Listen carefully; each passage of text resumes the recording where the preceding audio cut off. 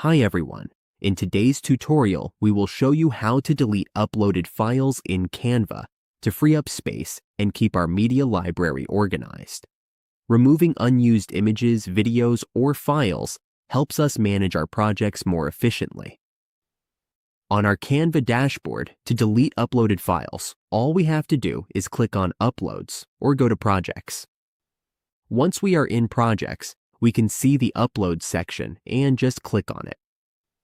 Here, we will find all our uploads.